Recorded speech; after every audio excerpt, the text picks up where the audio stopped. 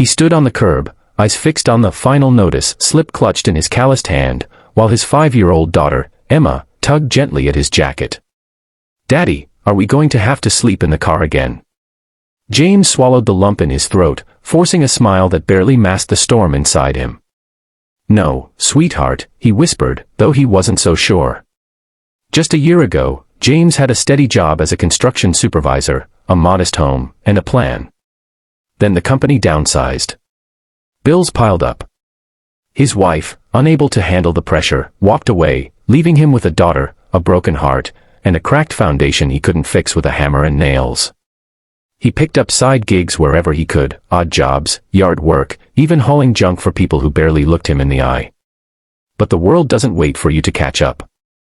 His rent was overdue, the fridge was nearly empty, and winter whispered warnings through thin windows. One gray October morning, while walking Emma to the school bus, James noticed something odd across the street. The old Henderson house, home to Miss Agnes, an 82-year-old widow who rarely left her porch, had a visibly sagging section of roof. A recent storm must have done a number on it.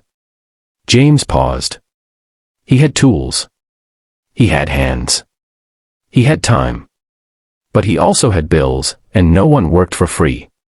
Still, something about the fragile figure on the porch, wrapped in a shawl and staring silently at the roof, struck him deep. He walked over. "Ma'am," he said, tipping his cap like his father taught him. "Your roof doesn't look good. I can take a look if you'd like." Agnes peered up at him, eyes watery yet sharp. "I've been praying for help. I just didn't expect him to wear dusty boots."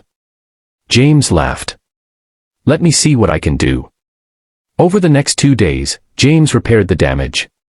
He patched leaks, reinforced the structure, and even cleaned the gutters. He refused payment. Agnes barely lived on her pension, but she insisted he join her for tea afterward. He did, mostly out of politeness. That first cup turned into a long conversation. She asked about Emma. About his work. About his dreams, something no one had asked him in months. He told her how he used to design houses, how he sketched blueprints on napkins and dreamed of starting his own business. She listened. Not with pity, but with genuine interest. A week later, a knock on his door startled him. Agnes stood there, coat buttoned to her chin, holding an envelope. "I know you said no payment," she said softly. "But this is not that." Inside the envelope was a check for $10,000. "I don't understand," James said, heart pounding. She smiled. "It's an investment. My late husband was a builder too. I know potential when I see it. Use it to start your business." James tried to protest, but she raised a wrinkled hand. "I'm old, James. I don't need more things. But you. You need someone to believe in you." For the first time in years, James felt something shift. That night, he didn't cry from despair, but from hope. With Agnes's help and encouragement, he registered his small construction business. She connected him to a network of retired homeowners who needed affordable repairs. Word spread. Within 6 months, he had steady work and 2 part-time employees. Emma stopped asking if they had to sleep in the car. She started drawing houses and calling herself Daddy's little architect. But the real miracle came a year later, when James surprised Agnes with a small framed photo.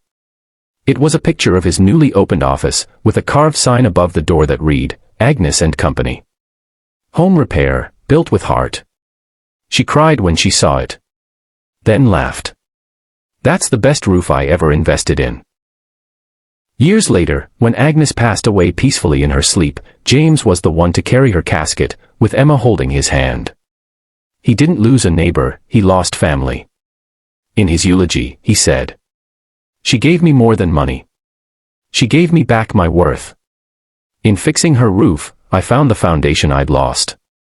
And so he continued the work, helping others, mentoring young men down on their luck, never forgetting the day a simple act of kindness changed everything.